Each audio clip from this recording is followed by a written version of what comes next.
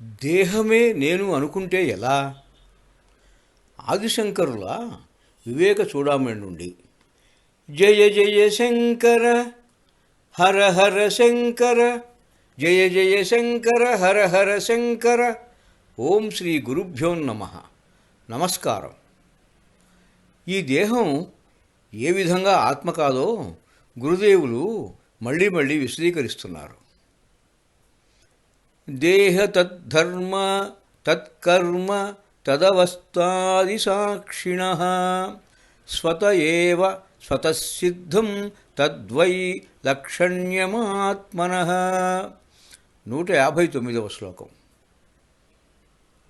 దేహము, దాని ధర్మములు, దానిచే జరుపబడే కర్మలు, దాని బాల్య కౌమారాది దశలు, రోగములు మొదలైన వానిని అన్నిటికీ సాక్ష్యంగా ఉండడం అనే స్వతసిద్ధ లక్షణంతో చైతన్య రూపంలో పరమాత్మకు విలక్షణంగా ఉండే గుణం సిద్ధించింది. దేహము కన్నా ఆత్మ విలక్షణమైనది కనుక శరీరము ఆత్మ కాదు. ఈ దేహము ఎముకల కుప్ప, మాంసముతో కూడినది, అశుద్ధమైనది. అది ఏ విధంగా ఆత్మగా భాసిల్లగలదు? ఆత్మ శుద్ధమని చెప్పుకున్నాము కదా. శరీరము దహింపబడినా ఆత్మ దహింపబడదు. మూర్ఖుడు విచారణ చేయడానికి ఇష్టపడక చర్మము, మాంసము, మెదడు, మలద్వార సంఘటితమైన ఈ దేహమునే నేను అనే ఆలోచనతో ఉంటున్నాడు. కానీ విచారణ చేయగలిగిన వాడు, తెలుసుకోవాలనే స్వభావం ఉన్నవాడు తన నిజస్వరూపము దేహము కంటే వేరుగా ఉన్నది బాగుగా తెలుసుకోగలుగుతున్నాడు. అజ్ఞాని తనలో చైతన్యం లేకపోతే కదలలేని తన శరీరాన్ని చూసుకుంటూ ఈ శరీరమే తాను అని భ్రమపడి జనన మరణాది భయాలకు లోనవుతున్నాడు. వివేకి మాత్రం శరీరం అనేది దీపప్రకాశం చేత ప్రకాశించే స్థాణువుగానే తెలుసుకుంటున్నాడు. విచారణ చేయగలిగిన వాడు సాత్విక బుద్ధి కలిగినవాడు. అది లేనివాడు రజోగుణ తమోగుణములతో కూడిన బుద్ధి కలవాడు. జడునికి అంటే మూర్ఖునికి దేహమే నేను అనే బుద్ధి ఉంటుంది. శాస్త్రజ్ఞానంతో విచారణ చేసిన పండితునికి దేహమునందున్న చైతన్యమే తాను అనే భావన ఉంటుంది. ఆత్మయందు పరమాత్మ బుద్ధిని లగ్నం చేసుకోగలవాడే జ్ఞాని. నిత్యానిత్య వస్తు వివేకం చేయలేని వారు మాత్రమే దేహము నేను అని భావిస్తారు. అయితే ఏ వ్యక్తి అయినా నేను చిక్కిపోతున్నాను, నేను బలంగా ఉన్నాను అని ఏ నేనును గురించి మాట్లాడుతున్నాడో తెలుసుకోవడమే జ్ఞానం. ఇంకొకసారి, ఏ వ్యక్తి అయినా నేను చిక్కిపోతున్నాను, నేను బలంగా ఉన్నాను అని ఏ నేనును గురించి మాట్లాడుతున్నాడో అది తెలుసుకోవడమే జ్ఞానం. అందువలనే ఒకానొకప్పుడు ఆంజనేయుడు శ్రీరాముడు చెప్పిన తత్వబోధ విన్న తర్వాత దేహబుద్ధితో నేను నీ దాసుడను, జీవబుద్ధితో నేను నీ అంశను, ఆత్మబుద్ధితో నీవే నేను అని చెప్పినట్లు ప్రామాణికం. దేహాత్మబుద్ధిని అనగా దేహమే ఆత్మ అనుకునే ఆలోచనను విడిచిపెట్టమని గురుదేవులు చెబుతున్నారు. ఓ మూర్ఖుడా, అనిత్యమైన అశుచితో ఉన్న అవిద్యాప్రేరితమైన శరీరమందు ఆత్మబుద్ధిని వదులుకో. ఈ శరీరమే నేను అని భ్రాంతి చెందకు. సర్వవికల్పశూన్యుడైన ఆ పరమాత్మయే నేను అనే బుద్ధిని పెంపొందించుకో. దేహాత్మబుద్ధి సంసార బంధాన్ని కలుగజేస్తుంది. అదే జనన మరణ చక్రభ్రమణంలో జీవుడు సంచరించడానికి హేతువవుతున్నది. ఆ విధంగా కాకుండా నిత్యశుద్ధ పరమాత్మతత్వమే తాను అన్న ఆలోచన పరమానందాన్ని కలుగజేస్తుంది. దేహేంద్రియాదావసతి భ్రమోదితాం విద్వానహంతాం న జహాతి యావత్ తావన్న తస్యాస్తి విముక్తివార్త యశ్చేష వేదాంత నయాంతదర్శి. 164వ శ్లోకం. ఎంతటి పండితుడైనా అసత్యములైన దేహేంద్రములందు భ్రమ పోగొట్టుకోలేక నేను అనే భావం విడువడో అతడు వేదాంత విషయములను చివరంటా చూసినవాడైనా విముక్తి అనే మాట వినలేడు. దేహాభిమానము ఎంత చెడ్డదో ఉపనిషత్ ప్రమాణం చెబుతున్నది. నేను దేహం అనుకునే సంకల్పమే గొప్ప సంసారము, అది అబద్ధమని తెలుసుకోవడమే సత్యము అని తెలియజేయబడుతుంది. ఛాయా శరీరే ప్రతిబింబగాత్రే యస్వప్నదేహే హృది కల్పితాంగే యథాత్మా బుద్ధిస్తవ నాస్తి కాచి జీవచ్చరీరే చ తథైవ మాస్తు. 165వ శ్లోకం. నీడ వంటి శరీరంలో మనస్సు చేత కల్పింపబడిన శరీర అవయములు స్వప్నంలో ఉంటాయి. అలాంటి దేహంలో ఎవరికైనా ఎందువలన నేను అనే జ్ఞానం కలుగుతున్నది? అలా అనుకుంటున్నంతకాలము ఆ పురుషునికి ఆత్మబుద్ధి కలుగకుండునుగాక. అనగా దేహాభిమానం ఉన్నంత వరకు ఆత్మవిచారణ చేసే అవకాశమే రాదని అర్థం. దేహాభిమానం పరిహృత్య దూరం దేహ్యాభిమానం నితరాం భజస్వ ఏవం విదిత్వా సకలం చ తత్వం శుద్ధే పరబ్రహ్మణి నిత్యమాస్వ. దేహాభిమానమును వదిలి ఆత్మాభిమానమును పొందుము, తత్వమును కొనుగొని పరబ్రహ్మమును చేరువు. దేహాత్మబుద్ధిని ఎందుకు విడువలనో గురుదేవులు ఇంకా వివరిస్తున్నారు. ఓం శ్రీ గురుభ్యో నమః. దేహాన్ని ఆత్మ అనుకోవటం దేహాత్మబుద్ధి. మంచి బుద్ధి లేని మానవులకు దేహాత్మబుద్ధియే జనన మరణాలనే దుఃఖానికి కారణం. అందువలన ఆ దేహాత్మబుద్ధిని గట్టి ప్రయత్నంతో విడిచిపెట్టవలను. ఒకసారి దేహమే ఆత్మ అనే బుద్ధి నశించి ఆ భావం విడిచిపెట్టగలిగిన వాడు, ఆ మానవుడు సంసార బంధము నుండి బయటపడినట్లే. దేహమే నేను అనే మానసిక ప్రవృత్తి నశించగా మిగిలినది జ్ఞానమే.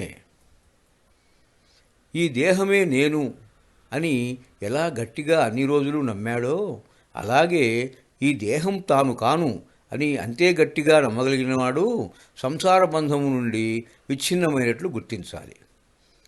అయితే కర్మేంద్రియములతో కూడుకుని ప్రాణమయ కోశముగా ఈ ప్రాణము ఉచ్ఛ్వాస నిశ్వాసలు కొనసాగిస్తున్నది. అన్నమయ కోశము ప్రాణమయ కోశంపై ఆధారపడి సంచరిస్తున్నది. ఈ ప్రాణమయ కోశమే ఆత్మ అని కొందరు భ్రమపడతారు. నైవాత్మాపి ప్రాణమయో వాయువికారో గంతా గంతా వాయుపద్ అంతర్బహిరేషః యస్మాత్ కించిత్ క్వాపి న వేత్తిష్టమనిష్టం స్వం వాస్యం వా కించన నిత్యం పరతంత్రః. 168వ శ్లోకం. వాయు వికారమైన ప్రాణమయ కోశము వాయు రూపంలో ఉన్నదై లోపలకు బయటకు వస్తూ పోతూ ఉన్నది. ఈ వాయుకోశము తన ప్రమేయం లేకుండానే ఉచ్ఛ్వాస నిశ్వాసలు జరుపుతున్నది. ఇది పరాధీనమై ఉన్నందున ప్రాణమయ కోశము ఆత్మ కానేరదు. ఈ విషయము ఆత్మసాక్షిగా జరుగుతున్నది. ఆత్మ వల్లనే కలిగే చైతన్యం వల్లనే సుషుప్తిలో కూడా ఈ శ్వాస ప్రక్రియ కొనసాగుతూనే ఉంటుంది. అన్నమయ కోశము ప్రాణమయ కోశంపై ఆధారపడి ఉన్నట్లే ప్రాణమయ కోశం విజృంభించడానికి నామరూప భేదాలతో అహంకారం పుట్టించే మనోమయ కోశము కల్పనలతో కూడుకున్నదై జ్ఞానేంద్రియములను ప్రకాశింపజేస్తున్నది. ఇది ప్రాణమయ కోశానికి ఆధారం. ప్రాణమయ కోశానికి ఆధారం మనోమయ కోశం. ఇక మనస్సు అనగా సంకల్ప వికల్పాలు మొదలైన మాయామోహ వస్తు భ్రాంతియే. కోరికలకు, సంకల్పములకు, సందేహాలకు, శ్రద్ధాసక్తులకు, ధైర్యాధైర్యాలకు, లజ్జాభయములకు ఈ మనోమయ కోశమే కారణము. పంచేంద్రియైః పంచరభిరేవ హోతృభి ప్రచీయమానో విషయాద్యధారయా జాజ్వల్యమాపో బహువాసనేంధనైర్మనో మయాగ్నిర్దహతి ప్రపంచం. 170వ శ్లోకం. ఈ మనోమయ కోశం అనేది ఒక హోమాగ్ని వంటిది. అగ్నిహోత్రం నేతి ప్రజ్వలన ద్వారా ఎలా ఎగసిపడుతూ ఉంటుందో అదేవిధంగా మనోమయ కోశము పంచేంద్రియములని హోతల ద్వారా శబ్దాది వరితా విషయాలనే నేతిధారలచే ప్రభావితం అవుతుంది. అందువలననే సాధకుడు ప్రథమంగా ఇంద్రియాలను నిగ్రహించాలి. మనస్సు కంటే వేరైన అజ్ఞానం లేదు. సంసారబంధ కారణం మనస్సే. ఆ మనస్సు నశిస్తే సమస్త ప్రపంచము లయమవుతున్నది. మనస్సు విజృంభించినప్పుడు సమస్త ప్రపంచము విజృంభిస్తున్నది. సుషుప్తి గాఢ నిద్రలో మనస్సు లయమవటం మనకు తెలిసినదే కదా. మనస్సు స్వభావాన్ని ఉపనిషత్తులు ప్రామాణికంగా చూస్తే కపిరాపి చ కాపి శాయనమదమత్తః వృశ్చికేన సందష్టః ఆపి ఛాయా పిశాచగ్రస్తః కిం బ్రూమో తస్య వైచిత్ర్యం. అసలే కోతి కళ్ళు తాగి మదమెక్కి ఉన్నది, తేలుచేత కరవబడింది. దానికి పిశాచము కూడా ఆవహించింది. ఇక అది తిరిగే పద్ధతిని ఏమని వర్ణించగలం? మనస్సు కూడా అదే విధమైన చంచల ప్రవృత్తితో ఉంటుందని భావం. ఏ విషయాలను సంకల్పం చేయకపోతే మనస్సు ఛేదింపబడి బ్రహ్మభావం ప్రకాశిస్తుంది. కేవలం మౌనం సరిపోదు. మౌనము మొదటి మెట్టు మాత్రమే. అంతకు మించి మనస్సును స్తంభింపచేయటమే మనోనిగ్రహ ఉపాయం. మనస్సే స్వప్న సమయంలో అనేక దృశ్యములను సృష్టించుకుని భోక్త, భోజ్య, కర్త కార్యరూపములు ధరిస్తూ ఉంటుంది. జాగ్రత్త అవస్థలో కూడా అదేవిధంగా అనేక విషయభోగాలను తలుస్తూ సంకల్పాది కర్మలను చేయిస్తూ ఉంటుంది. స్వప్నంలో చూసినవి మేలుకున్న తర్వాత అసత్యములని ఎలా సాధకుడు తెలుసుకుంటాడో, జాగ్రత్త అవస్థలో చూస్తున్నవి చేస్తున్నవి మిథ్య అని జ్ఞానానంతరం సాధకుడు తెలుసుకుంటాడు. ఇంకోసారి చెప్పుకుందాం. స్వప్నంలో చూసినవి మేలుకున్న తర్వాత అసత్యములని ఎలా సాధకుడు తెలుసుకుంటాడో, జాగ్రత్త అవస్థలో చూస్తున్నవి చేస్తున్నవి మిథ్య అని జ్ఞానం పొందిన తర్వాత సాధకుడు తెలుసుకుంటాడు. సుషుప్తికాలే మనసి ప్రలీనే నైవాస్తి కించిత్ సకల ప్రసిద్ధో అతో మనఃకల్పిత వివా పుంసః సంసార ఏతస్య న వస్తుతోస్తి. 173వ శ్లోకం. సుషుప్తి అవస్థలో మనస్సు లయమై ఉండగా ఈ ప్రపంచ బంధము కొంచెమైనా లేదని అనుభవపూర్వకంగా ప్రతివారికి తెలుస్తూ ఉంటుంది. అనగా ఈ ప్రపంచం యథార్థముగా లేదు, మనస్సు కల్పించిందే అని రూఢిగా తెలుస్తున్నది. నిద్రావస్థలో మనస్సు తమస్సులో లీనమవుతున్నది. అదే వివేకంతో నిగ్రహింపబడిన మనస్సు కేవలం సుషుప్తిలోనే గాక ఎల్లకాలము తమస్సులో లయించక బ్రహ్మరూపం దర్శిస్తున్నది. ఇంకోసారి చెప్పుకుందాం. నిద్రావస్థలో మనస్సు తమస్సులో లీనమవుతున్నది. అదే వివేకంతో నిగ్రహింపబడిన మనస్సు కేవలం సుషుప్తిలోనే గాక ఎల్లకాలము తమస్సులో లయించక బ్రహ్మరూపం దర్శించుతున్నది. అనగా 3 కాలములందు 3 అవస్థల యందు మనస్సు నిగ్రహించిన వాడికి బ్రహ్మరూపము దొరకటం అత్యంత సులువని చెప్తున్నారు. గాలిచే మేఘము ఒక చోటు నుండి వేరొక చోటికి తీసుకుని పోబడినట్లు మనస్సు చేత బంధనాలు కూడా కల్పింపబడి మోక్ష సాధనకు అవరోధము కల్పింపబడుతుంది. ఆ అవరోధం తొలగిపోయినా మోక్ష మార్గం దర్శనం ఇస్తుంది. శుద్ధమైన మనస్సు చేతనే బంధములు తొలగి జీవాత్మ పరమాత్మ సంబంధము ద్యోతకం అవుతుంది. మనస్సు గురించి గురుదేవులు ఇంకా వివరిస్తున్నారు. ఓం శ్రీ గురుభ్యో నమః. దేహాది సర్వ విషయే పరికల్ప్య రాగం బధ్నాతి తేన పురుషం పశువద్గుణేన వైరస్యమత్ర విషవస్సు విధాయ పశ్చాద్దేనం విమోచయతి తన్మన ఏవ బంధాత్. 175వ శ్లోకం. మనస్సే దేహాది సర్వ విషయములందు అనురాగము కల్పించి తాటి చేత పశువుని బంధించినట్లు పురుషుని రాగము చేత బంధించుతున్నది. ఆ మనస్సే జ్ఞానం కలిగిన తర్వాత దేహాదుల యందు విరక్తిని కలుగజేసి సంసార బంధమును విషతుల్యముగా చూసేటట్లు చేస్తుంది. అనగా అనురాగబంధమైన మనస్సు సంసార హేతువు, విరక్తమైన మనస్సు సంసార బంధ ఛేదకము. అట్టి విరక్తుడే బ్రహ్మజ్ఞానమునకు అర్హుడు. మనస్సు బంధమోక్షములకు కారణమని చెప్పుకున్నాము కదా. రజోగుణ తమోగుణములతో కూడిన మనస్సు బంధహేతువు. రజతమోగుణ రహిత శుద్ధ మనస్సు మోక్షమునకు కారణం.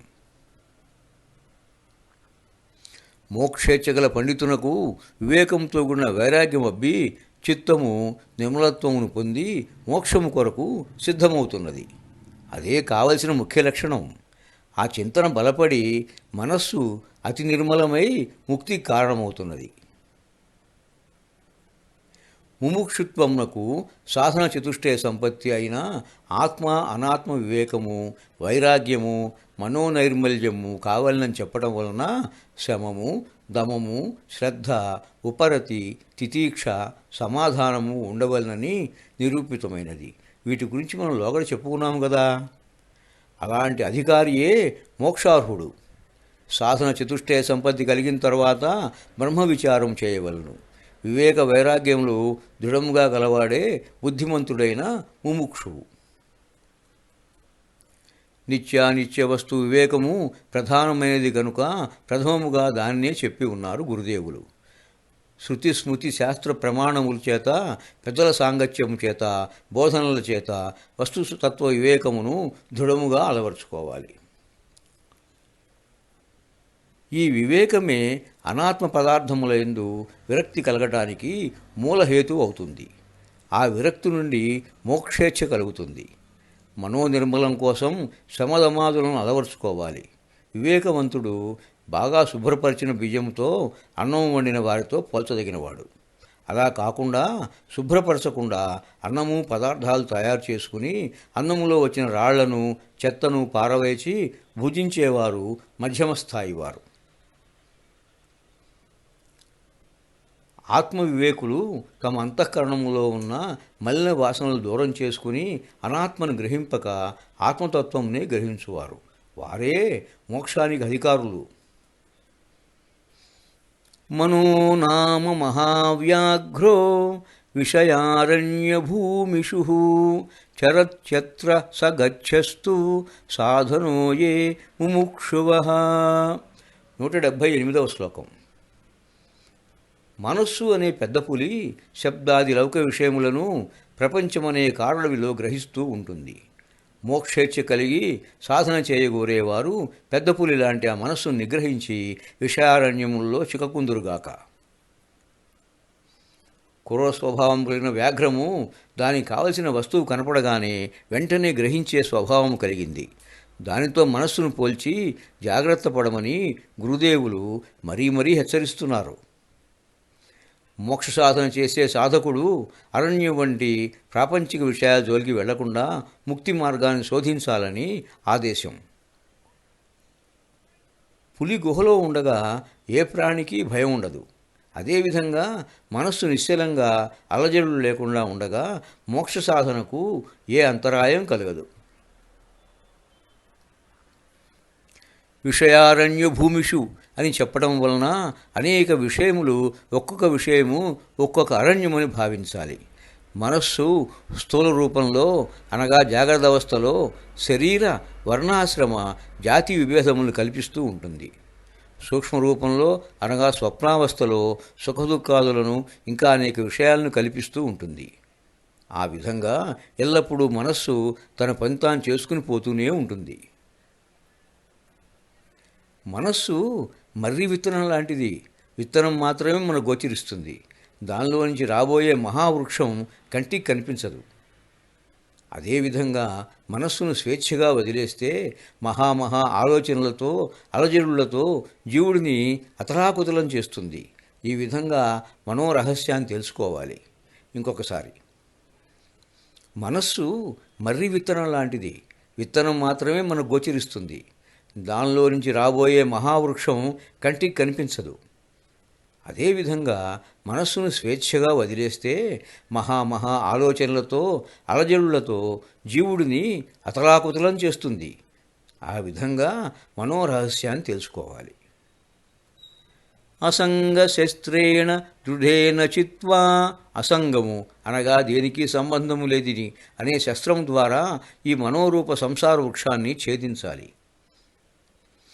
మనస్సు అసంగుడు జ్ఞానస్వరూపుడు అయిన ఆత్మను మోహితుడిని చేసి దేహము ఇంద్రియములు ప్రాణము అనే తాళ్లతో బంధించి నేను నాది అని ఫలానుభవముల యందు ఆశ చూపుతూ తనకు అనుగుణంగా జీవుడిని అవిశ్రాంతంగా తిప్పుతున్నది. తర్వాత గురుదేవులు అధ్యాస బంధము ఆత్మ యొక్క అనాత్మ రూపకల్పన గురించి వివరిస్తున్నారు. జయ జయ శంకర హర హర శంకర, జయ జయ శంకర హర హర శంకర. స్వస్తి. గండవరపు ప్రభాకర్ రావు. నమస్కారం.